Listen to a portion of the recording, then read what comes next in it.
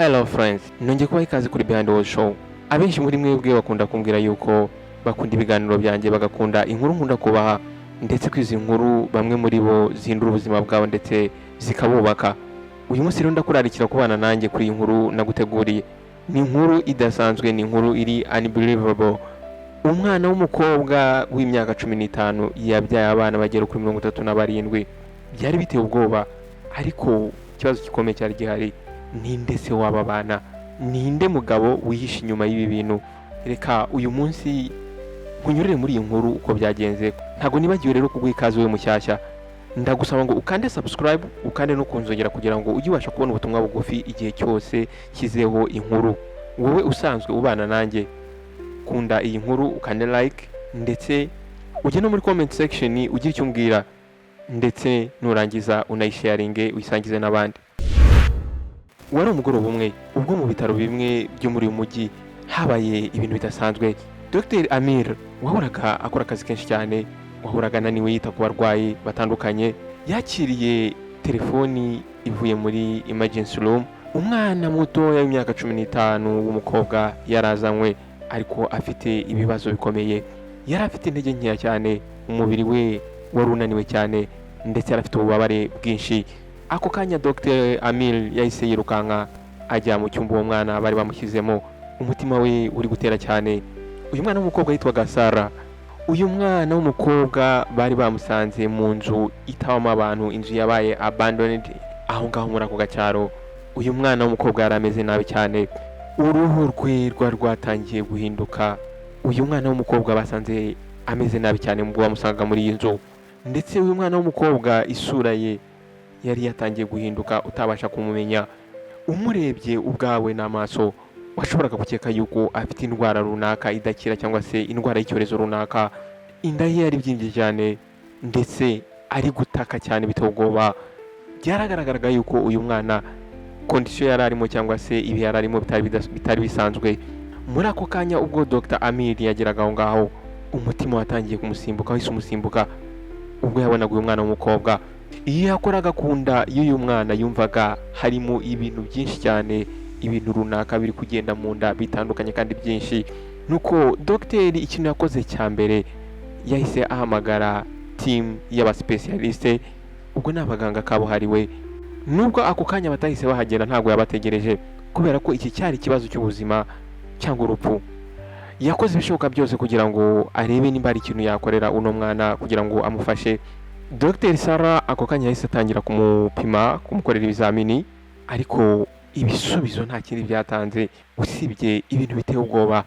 Uyu mwana yari afite abana benshi cyane mu nda ye, yari afite abana benshi cyane ku buryo byari bigoranye kwizera yuko umuntu muzima ashobora kuba yatwita abana bangana gutya. Imaji uno mudokiteri yari ari kubona muri screen, Dr Amir yahise imutera ubwoba. Uyu mwana w'umukobwa usibye kuba yari akiri n'umwana, ahubwo yari atwite n'abana benshi cyane mu nda ye. Ubwo Sara yageragezaga kuvugisha uno mwana, uyu mwana ntabwo yabashaga kuvuga.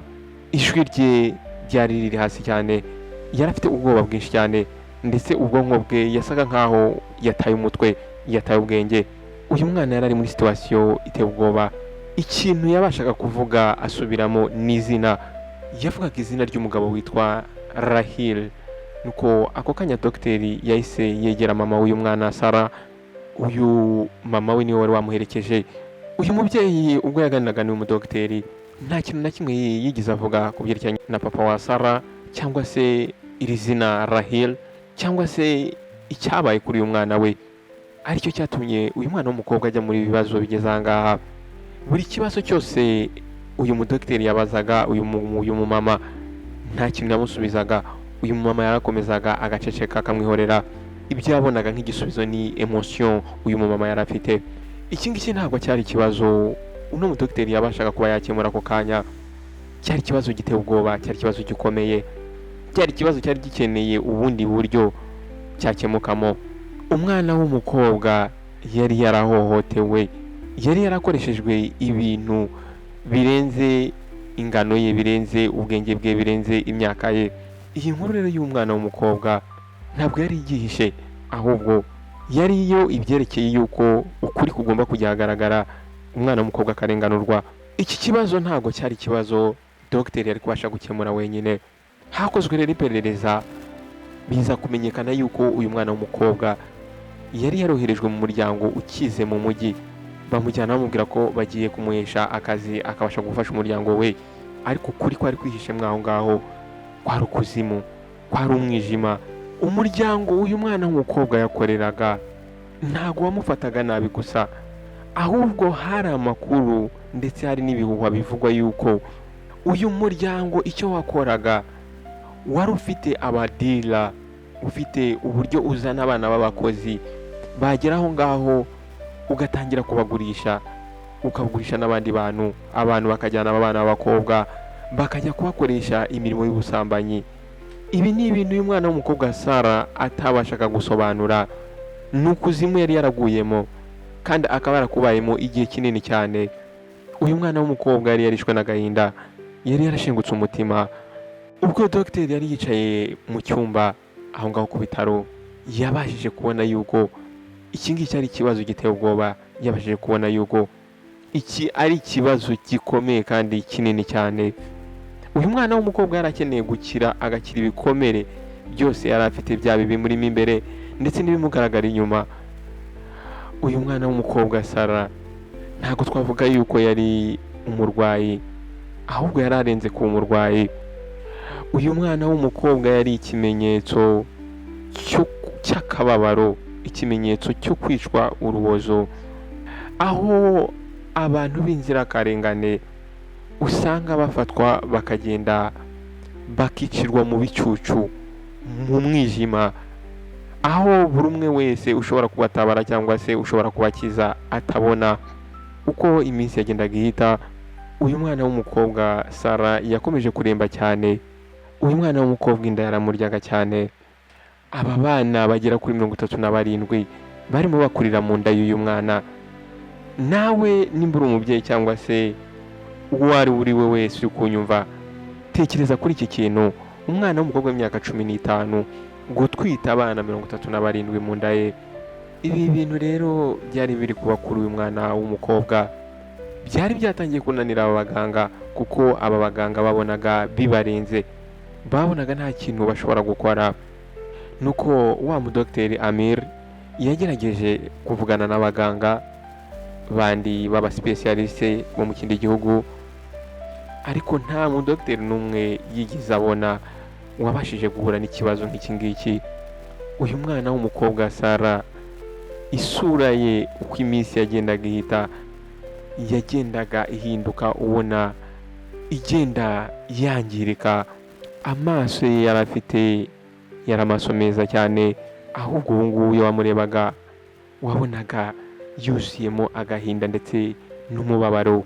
Ariko uno mwana w'umukobwa yanze kuvuga ku bijyanye na wa mugabo witwa Rahil. Iri zina Rahim byagaragaraga nk'aho ari izina adashaka kuvugaho. Nuko umugoroba umwe, ubwo wa mudogiteri Amir yari yicaye mu biro bye, ntabwo yabashaga kwibaza ndetse no kwiyumvisha uburyo ibintu nka biriya bishobora kuba byarabaye kuri uriya mwana. Ntabwo cyari ikibazo cy'uko uyu mwana w'umukobwa Sara amerewe nabi, ari muri kondisiyo zitari nziza, ahubwo yari arimo atekereza n'ibijyanye n'iri zina ry'uyu mugabo witwa Rahil. Uyu muganga rero yahisemo kuva aho ngaho, arangije ajya muri ka gacyaro aho wa mwana aturuka, kugira ngo ajye gukora iperereza amenye ese ubuzima bw'uyu mwana bwari bwifashe gute, ese byagenze gute kugira ngo uyu mwana w'umukobwa ageremo yisange muri ibi bibazo. Ubwo rero uyu muganga yageraga aha ngaha muri aka gacyaro, byagaragaraga nk'aho aba baturage bari bahatuye banze kumuha amakuru, baraceceka. Uyu mudogiteri yakomeje kubahatiriza, akomeza gukora ibishoboka byose ngo arebe nimba aba bantu bashobora kumuvugisha, ariko baranze. Uyu mudogiteri ntabwo yigeze acika intege, yarakomeje akora ibishoboka byose, aza kumenya yuko uyu mugabo witwa Rahil ari umugabo wari uzwi cyane muri ako gace, akaba ari umugabo w'umunyamafaranga, umugabo uziranye n'abantu bakomeye cyane.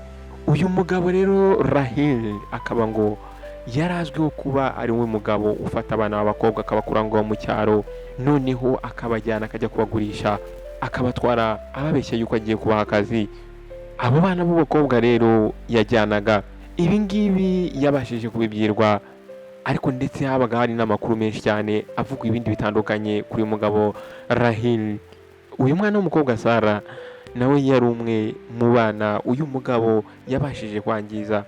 Uyu mwana Sarah rero aho yari aryamye ngaha mu bitaro, yari umurame nubwo yari afite ibibazo bitandukanye, ariko ntitwibagirwe yuko hari abandi bari barabashije kubigwamo ntibabashe kuba banaboneka. Uyu mwana rero twamwita ko yari umurame kubera ko yabashije kuba ari hano kwa muganga ari kwitabwaho. Nuko wa mudogiteri Amiri yahise ava aho ngaho agaruka ku bitaro. Uyu mudogiteri yagarutse mu bwonko bwe harimo ibitekerezo byinshi cyane bitewe n'ibintu yari amaze kumenya. Yari abizi neza yuko uyu mwana w'umukobwa Sarah niyo yakira, ariko yaba ariyo ntambwe ya mbere. Yari azi neza yuko intambara ikomeye cyane yari iyo kuba uyu mwana w'umukobwa Sarah yakongera ubwonko bwe bukagaruka bukaba normal, bukaba buzima, akongera akiyumva nk'umuntu, akongera agatekereza nk'umuntu. Yibazaga ese uyu mwana w'umukobwa wabashije guhohoterwa agakoreshwa ibintu by'indengakamere, ese uyu mwana w'umukobwa azabyakira ate? Ese niyo yakira ni gute azabyakira? Ni gute azabana n'ibi bintu byamubayeho? Mama we wari uri aho ngaho hafi y'uyu mwana w'umukobwa wari waracecetse kuva uyu mwana w'umukobwa yagera aha ngaha. Ijoro rimwe yagezeho noneho yemera kuganira na dogiteri. Igihe uyu mubyeyi yavugaga, ijwi rye ryari ryuzuyemo agahinda ndetse ryari ryuzuyemo ukwicuza kwinshi. Yamubwiye ubuzima bwa Sarah mbere y'uko uyu mwana w'umukobwa avanwa mu rugo akajyanwa. Uyu mwana w'umukobwa yari umwana ufite inzozi, umwana uhora yisekera, umwana wari ufite umutima mwiza akunda abantu. Yaramubwiye ati umwana wanjye yari afite inzozi zo kuba umwarimu, yumvaga azaba umwarimu kugira ngo abashe kuba yafasha abandi bantu. Yumvaga agomba kuzashyira iherezo ku bukene bwari buri mu cyaro yari yaravukiyemo. Ariko inzozi z'umwana w'umukobwa zose zahise zishyirwaho iherezo, zarangijwe. Ubwo rero iminsi yagendaga ihita ndetse ihinduka ibyumweru, umubiri wa Sarah watangiye kugenda ukira gake gakeya, ndetse mu nda ye uko yababaraga byatangiye kugabanuka. Icyari gisigaye nuko aba badogiteri bagombaga gufata akanya bagashaka uburyo bakuramo aba bana. Iki kintu cyari ikintu gikomeye cyane ndetse giteye ubwoba. Uyu muganga w'umudogiteri Amiri yashakaga ko byibuza akora ibishoboka byose agaha amahirwe uyu mwana w'umukobwa Sarah akabaho.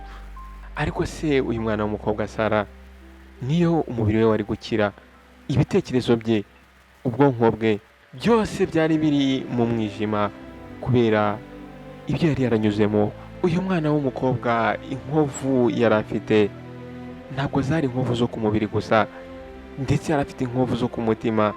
Ubwo rero ahangaha ku bitaro hahise haba ahantu h'icyizere kuri we, ashobora kugira amahirwe agakira, noneho akaba yabasha kongera kubaka ubuzima bwe. Uyu muganga yiyemeje yuko azakora ibishoboka byose uyu mwana w'umukobwa akitabwaho, akabona buri kimwe cyose agomba gukorerwa ahangaha kwa muganga, ndetse agakora ibishoboka byose ukuri kwabaye kuri uyu mwana w'umukobwa kugashyirwa hanze. Ubwo rero Sarah ubuzima bwe bwari butangiye kugenda bumera neza. Hari hasigaye ikibazo gikomeye cyane, hari ikibazo cy'uko Sarah azaba iki? Ese Sarah azabasha kwibagirwa cyangwa se azabasha gukira ibikomere yagize ubwo yari ari muri buriya buzima? Ese niki kizaba kuri wa mugabo Rahil, umugabo wabashije kwangiza uyu mwana w'umukobwa, akamuteza agahinda, akamuteza akababaro kageza aha ngaha? Ibisubizo uyu mudogiteri Amir yarimo abona, yabonaga ko bitazaza byoroshye, ariko icyo yabashije kubona nuko inkuru y'umwana w'umukobwa Sara itari irangiye, ahubwo yari igitangira.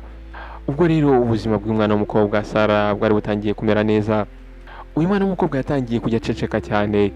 Nuko ubwo abadogiteri ahangaha bakoraga ibishoboka byose kugira ngo babashe gukuramo aba bana, nta kintu cyagaragaraga kuri uyu mwana w'umukobwa usibye kubona ibikomere, kubona ububabare yagize. Nuko wa mudogiteri Amir yagenze gakeya muri iyi nkuru y'umwana w'umukobwa, akomeza kujya amusura buri munsi ndetse amukorera buri kimwe cyose yabashaga kumukorera. Byagezeho rero uyu mwana w'umukobwa Sara aravuga, ariko ubwo yavugaga ijwi ry'umwana w'umukobwa ryari ryuzuye agahinda ndetse ryari ryuzuye ubwoba bwinshi cyane. Uyu mwana w'umukobwa agitangira kuvuga yagaragaraga nk'aho yibuze mu isi y'abazima. Mama we wari wariyemeje guceceka, yahoraga aho ngaho amwicaye iruhande ari kumureba amwitegereza, nawe agahinda kari karamwishe cyane. Uyu mumama nawe yari yarishwe n'agahinda ndetse yumvaga afite ikimwaro kubera ko yari yaremeye umwana we bakamutwara bakamukura mu rugo. Uyu mubyeyi yatekerezaga yuko uyu mwana w'umukobwa nava mu rugo akagenda, yumvaga ariho agiye kugira ubuzima bwiza. Ntabwo yari azi neza yuko uyu mwana w'umukobwa ajyanwe mu kuzimu. Ahangaha rero uyu mubyeyi yari arimo yicwa n'agahinda, yari arimo yicuza, yari arimo yibaza uburyo atabashije kurinda umwana w'umukobwa we mu buryo bwe yari abashije. Ahangaha yumvaga ari umunyamakosa. Uyu mwana w'umukobwa rero yakomeje kugenda akira ariko gake gakeya. Ahangaha icyo bari barimo barwana nacyo ni uko byibuze umubiri we wabashaga kuba wakira. Wa mudogiteri Amir yakomeje gukora iperereza cyane kuri wa mugabo Rahil. Ibyo yagendaga abona uko yagendaga akora iperereza, yabashije kubona ko wa mugabo Rahil atari umwicanyi gusa, ahubwo yari umugabo mubi cyane kandi ufite connection zikomeye. Byagaragaraga yuko aba bana b'abakobwa yagendaga akavana muri aka gacyaro akabatwara akajya kubagurisha. Ibi bintu yakoraga uyu mudogiteri yaje kumenya yuko ari byo byatumaga akira, aribwo butunzi yari afite, ari nabyo byamuhaga connection akamenyana n'abantu bakomeye.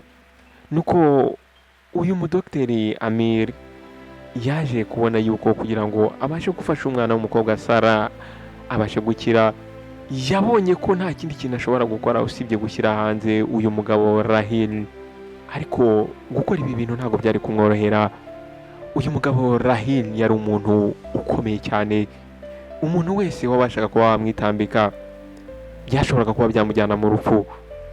Ariko uyu muganga ntabwo yari agitekereza mu bijyanye n'ibishobora kumubaho. Abashije kugaragaza uyu mugabo Rahil, ntabwo bana buke yari afite nyuma y'uko yabonaga uyu mwana w'umukobwa Sara ameze nabi ari kubabara.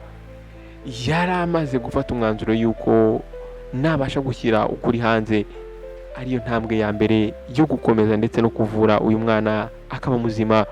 Nuko umugoroba umwe rero ubwo ahangaha ku bitaro hari hacecetse, nuko ubwo abaganga ba nyuma bari bavuye aho ngaho bagiye batashye, nuko wa muganga Dr Amir arangije yicara mu biro bye ari gutekereza cyane. Agiye kumva yumva ibirenge by'umuntu uri gutambuka ariko inyuma y'urugi. Arangije arebye abona igicucu cy'umuntu. Uyu nguyu yari mama wa mwana w'umukobwa Sara. Dr Amir, uyu mama yavuze aya magambo afite ubwoba, hari ibyo nshaka kuvugana nawe. Uyu mama yatangiye kugira emotion nyinshi cyane. Nuko uyu mama arangije arinjira, aricara, arangije ahuza ibiganza. Umubyeyi n'agahinda kenshi arangije abwira uyu mudogiteri ati, ntabwo nshobora kwibabarira bitewe n'ibyabaye ku mwana wanjye w'umukobwa. Njyewe naketse yuko ndi kumukorera ibintu byiza, numvaga yuko nimwohereza akajya hanze bizamuha akazoza. Ntabwo nigeze menya ibyo umwana wanjye w'umukobwa agiyemo. Nuko wa mudogiteri Amir arangije atangira kumwihanganisha. Yari abizi neza yuko umubabaro uyu mwana yagize wari urenze, ariko ubu nta gihe cyo kwishinja cyari gihari ubu ngubu, ahubwo bagombaga gutekereza ku byerekeranye n'ahazaza ha Sara aho kugira ngo bite ku makosa yahahise. Wa mubyeyi arangije aravuga ati, ndashaka kumufasha ariko sinzi uburyo namufashamo. Ntabwo nzi uburyo nshobora kongera kwegeranya ikintu cyamaze gutandukana. Nuko uyu mudogiteri Amir arangije aramwihanganisha, aramubwira ati ndakumva, ndi kumva akababaro kawe. Arangije aramubwira ati intambwe ya mbere ni uko ugomba kuba uri hano ku bwe, ukamwereka yuko atari wenyine. Gukira bizafata igihe kirekire, ariko uburyo uzamufashamo bishobora kumufasha akabasha kongera kubaka ubuzima bwe. Nuko nyuma y'icyo kiganiro uyu mubyeyi byaje kugeraho noneho arirekura, atangira kujya aganira n'umudogiteri ndetse akamubwira ibyerekeranye na Sara. Yamubwiye buri kimwe cyose, amubwira uko uyu mwana w'umukobwa yabagaho, inzozi yari afite, buri kimwe cyose cyanagaga uyu mwana w'umukobwa yarakimubwiye. Baganiriye ku byerekeranye n'ukuntu uyu mwana w'umukobwa Sara yakundaga gusoma, amubwira uburyo uyu mwana w'umukobwa ashaka kuzaba umwarimu, ariko bikarangira byose bipfuye. Nuko muganga arangije aramubwira ati ikintu dukeneye gukora nuko twakongera tukamugarura icyizere. Nuko mama we arangije aramubwira ati tugomba no kongera tukamwibutsa uwo yari we, atari ibyamubayeho. Nuko wa mudogiteri Sara arangije abwiraho mama ati njyewe hari ikintu ushaka kugusaba kugira ngo tubashe gufasha umwana w'umukobwa akire. Nuko twamuhuza n'indi gurupe y'abantu bakegeranya abandi bantu nabo baba barahuye n'ibibazo nk'ibyo uyu mwana w'umukobwa yahuye nabyo, tukamujyana tukamuhuza n'abaterapisite akabasha kuganira nabo, bakabasha kumuhumuriza. Ibi ni byo bishobora gufasha uyu mwana w'umukobwa Sara akabasha kuva muri trauma afite. Ariko hejuru y'ibyo byose igikenewe cyane ni urukundo ndetse no kwihangana. Ikintu gishobora kuzaba gikomeye cyane ariko kikaba ari ngombwa. Nuko ibyumweru bibiri byakurikiye umubiri wa Sara watangiye kugenda ukira, ariko urugendo rwo kumukiza rwari rugihari ari rurerure cyane. Mama we yatangiye kujya amara igihe kinini cyane ari iruhande rwe, bacecetse ari kumusomera udutabo dutandukanye. Nuko gake gake ya Sara yatangiye kugenda yirekura. Nuko ubwo yabashaga kuvuga bwa mbere yatangiye avuga, ariko avuga ku byerekeranye na wa mugabo Rahil. Yatangiye avuga ku mugabo wamutwaye buri kimwe cyose. Arangije abwira mama ati yarambwiye ngo arankunda. Uyu mwana w'umukobwa yari ari kurira, ariko ntabwo nigeze menya ese urwo rukundo ni urukundo bwoko ki. Naketse yuko byari ibyo yampaye, ariko ntabwo rwari urukundo. Mama wese atangira kurira, nawe bose batangira kurira cyane. Arangije aramufata aramwegereza, atangira kumukafatinga, atangira kumwihanganisha.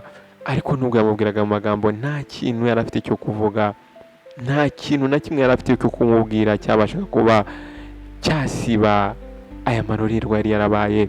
Umwijima wari ukiri mu mutima w'uyu mwana w'umukobwa, ndetse byari bigoye kugira ngo uzavemo, ariko hari icyizere cy'urumuri.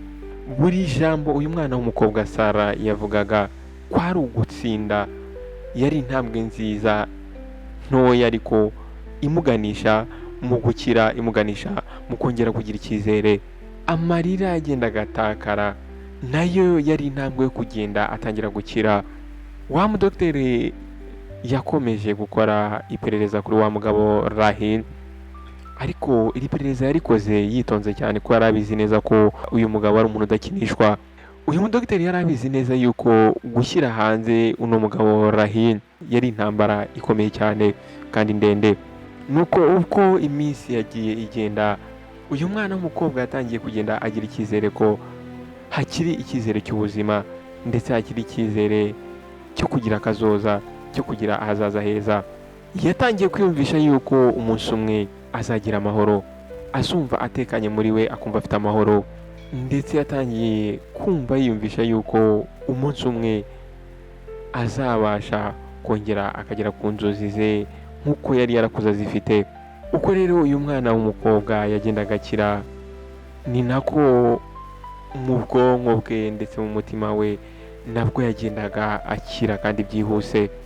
Yatangiye kugerageza guhamba bya bitekerezo, guhamba hahahise he bya bintu yaciyemo. Wa mudogiteri Amir yakundaga gusura Sara buri gihe, ndetse akamubwira amagambo meza cyane, akamwankurajinga, akamukomeza, akamubwira ati komeza ugerageze, humura uzamera neza. ndetse famiye ye nayo yatangiye kugiza ikamwegera ikamukamfatinga ndetse ikamwereka urukundo ikamufasha buri kimwe cyose. Ahangaha yari process ariko ikeneye kugenda gake gakeya. Uyu mwana w'umukobwa yatangiye noneho kugenda akira, noneho agenda agaruka ibuntu.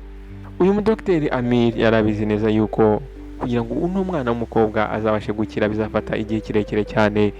Yarabizi neza ko ibikomere by'umwana Sara bitazigera byuma ako kanya, bigomba gufata igihe kirekire. Kandi noneho ugukira bavugaga ahangaha ntabwo kwari ugukira kuri physically, ahubwo kwari gukira muri emotion, gukira biri emotionnel, gukira biri emotionally.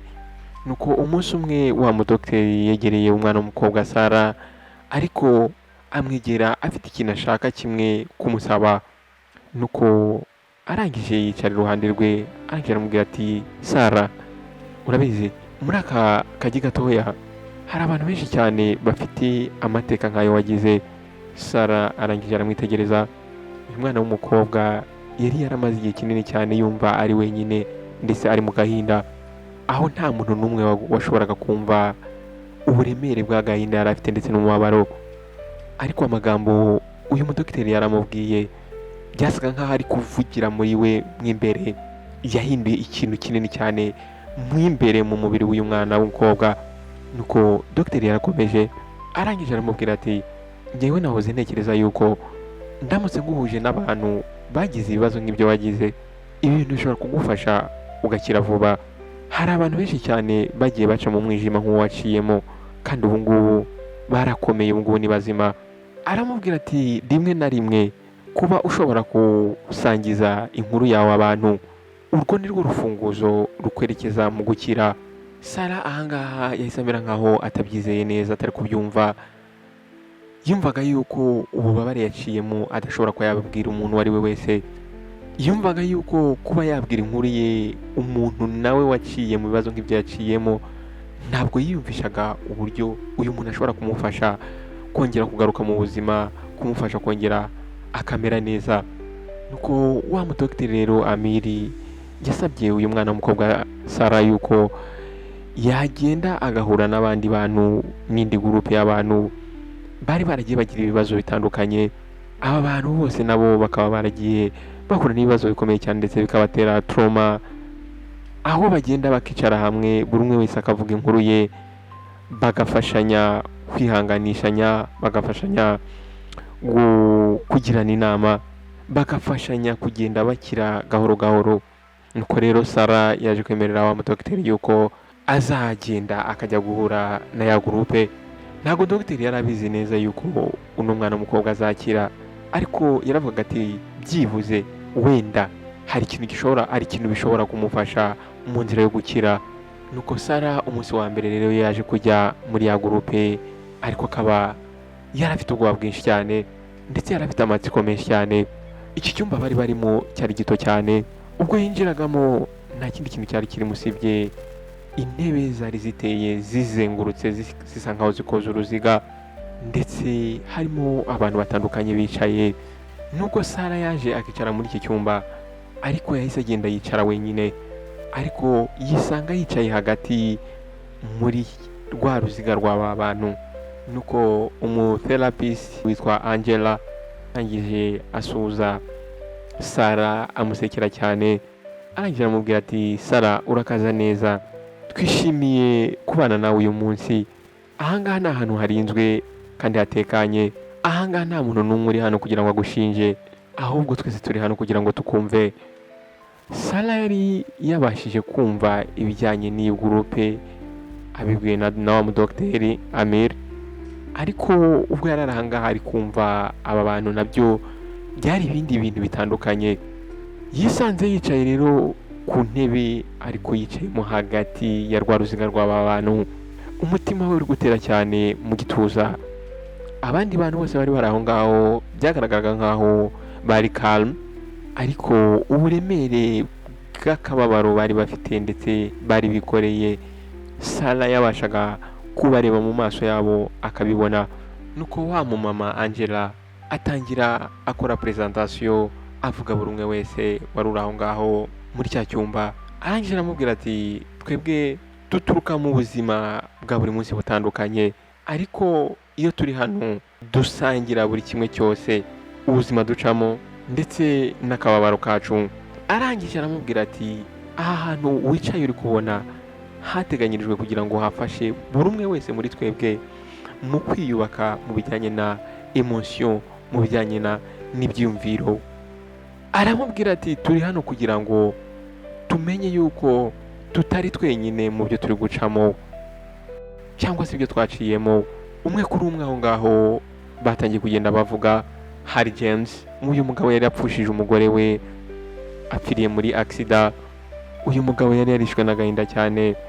Ubwo yari ari kuganiriza buri umwe wese wari uri aho ngaho uburyo yumva ari wenyine. Hari undi mumama witwaga Emily. Uyu mubyeyi nawe yari yarabuze umwana we. Buri marira yaririrwaga aha ngaha, buri nkuru zavugirwaga aha ngaha zagiye zitangira kugenda zereka Sara yuko aha hantu yageze ari ahantu nyaho, ariyo ntambwe yateye ya mbere yo gukira. Nuko Sara rero ubwo yatangiraga kuvuga yatangiye kurira cyane. Uyu mwana w'umukobwa ijwi rye ryari ryuzuye agahinda. Arangije aravuga ati nabuze umuntu wari uw'agaciro kuri njyewe. Arangije aravuga ati ntabwo nzi ikintu nakora. Arababwira ati nta nubwo njyewe nzi uwo ndi ubu ngubu. Ahangaha icyumba cyari gicecetse. Ahangaha ntabwo hari hakenewe amagambo yo gukomeza umuntu. Ahangaha cyari gikenewe ni ukumva. Ubwo rero nyuma y'umwanya mutoya buri umwe acecetse, Sara yatangiye noneho kugenda ahinduka, atangira gukomera. Atari uko ububabare yahuye nabwo bukize, ahubwo ari uko ari kubona yuko atari wenyine. Buri umwe ahangaha muri iyi gurupe yari iri hano yari afite uburyo agomba gukiramo. Nuko ubwo rero buri kimwe cyose cyari kirangiye ahangaha, Sara byarangiye uyu mwana w'umukobwa afite imbaraga zitangaje cyane ndetse akomeye. Aha rero uyu mwanya yari amaze ahangaha wamugiriye akamaro cyane. Nuko ubwo yari arimo asohoka ahangaha muri iki cyumba, wa mumama Angela yaramuhamagaye. Nuko arangije aramubwira ati njyewe nezezwa no kukubona Sara. Yabati iyi ni intambwe ikomeye cyane. Sara arangije agerageza guseka mu gakeya. Arangije aramubwira ati ntago byari birenze, ariko ryari itangiriro. Nuko kuva igihe kinini cyane byibuze yarabashije kwiyumvisha muri we ko bishoboka, wenda bishoboka. Nuko rero iyindi minsi yagiye ikurikiraho, ubwo iyi gurupe yahuraga ndetse na Sara ari kumwe nabo, Sara yagiye akira kandi akira byihuse cyane. Uyu mwana w'umukobwa yatangiye gukora buri kimwe cyose, atangira kwiyubaka, atangira kubaka ubuzima bwe. Nuko rero ahangaha Sara yatangiye kugenda ahinduka. Yarabyukaga mu gitondo kare ndetse akagerageza kuva mu rugo akajya gukora. Yatangiye gukora buri kimwe cyose ndetse atangira no gufata umwanya akajya yitekerezaho, agatangira no gutekereza ku nzozi ze yari afite kuva kera akiri umwana. Yari agifite imbogamizi zo kuvuga ibyerekeranye n'akababaro yagize ndetse n'ibyo yaciyemo, ariko ahangaha yahisemo noneho kujya byandika. Yabashije kubona yuko ugukira atari uko ugomba kurwana n'ahahise hawe, ahubwo ugomba kugerageza kwiga uburyo ugomba kubana naho. Ibyo yabuze byose ndetse n'ibyo yaciyemo bizahora biri aho ngaho, ndetse n'inkovu zizahora zimuriho, ariko ntago ibyo ngibyo bigomba kwangiza ibitekerezo bye. Nuko umugoroba umwe rero Sara ubwo yaragarutse mu rugo avuye mu kazi, yaricaye afata ikaramu ndetse afata n'ikayi. Arangije arandika aravuga ati guhera uyu munsi mbashije kubona yuko ugukira atari uko akababaro kagomba gushira, ahubwo ari uko umuntu agomba kongera akishakamo imbaraga zo kongera akagira ibyishimo niyo byaba ari agahe gatoya. Nuko Sara umunsi umwe rero ubwo yari yagiye ahantu muri pariki, yakundaga kugenda akicara akareba abana bakina, akareba abantu bari kwinezeza. Yaje kuhahurira n'umusore witwa Amri. Uyu musore rero akimukubita amaso, umusore yaje kumukunda, byagezeho rero barakundana, ariko ikibazo kiza kuba uburyo Sara azabasha kubwira uyu musore ibyamubayeho. Nuko umusore umunsi umwe aramwitegereza aramubwira ati Sara, ndi kukureba nkabona hari ikintu gikomeye ubitse mu mutima. Aramubwira ati humura, mbwira, njye ndagukunda, ndi hano kugira ngo nkumve. Sara rero ahangaha yatangiye kurira, arangije aramubwira ati ntabwo byoroshye kubikubwira. Umusore arangije aramufata aramwegereza aramubwira ati sheri, mbwira, ndi hano kugira ngo nkumve. Sara rero yaratangiye abwira uyu musore ibyamubayeho byose, amubwira ibyo yaciyemo byose. Umusore yahise amuhobera, bose bararira, emotion zari nyinshi aho ngaho. Ndetse umusore nyuma ho gato yahise afata umwanzuro wo kumushaka. Bakoze ubukwe bw'igitangaza. Uyu musore yaturukaga mu muryango ukize cyane, ndetse n'aho muganga wafashije uyu mwana w'umukobwa Sara yarari mu bukwe. Byari ibyishimo bikomeye cyane. Sara rero yaje kugeraho abyara umwana w'umuhungu, ndetse uru rugo rwe n'uyu mugabo we rwabaye urugo rwiza, urugo rurangwa n'ibyishimo, urugo rwubakiye ku mateka. Wakoze rero kuntega amatwi, wakoze gufata umwanya wawe ukumva iyi nkuru nari nakuzaniye, nari naguhitiyemo uyu munsi. Ndizera ko hari ikintu wizemo, ndizera yuko hari isomo ukuyemo. Nimba hari ibyo wakuyemo, ya muri comment section umbwire se wize iki, ese iyi nkuru wakuyemo iki. Ikindi cya kabiri nagusaba nuko ushyira itafari kuri iyi channel kugira ngo izi nkuru zijye zigera ku bantu, zigere kuri rubanda nyamwinshi. Icyo wakora rero ni ugusharinga iyi video, ushobora kwisharinga muri groupe, ushobora kwisharinga kuri stat ya WhatsApp yawe. Iyo ni inkunga ikomeye cyane. Ikindi cya kabiri kanda like, ndetse niba utarakora subscribe kanda subscribe, ndetse ukande no kunsogera kugira ngo ujye ubasha kubona ubutumwa bugufi igihe cyose nshyizeho indi nkuru. Wakoze cyane rero guhitamo Behind the Words Show. Ndagukunda cyane. Naho utaha. Ciao ciao.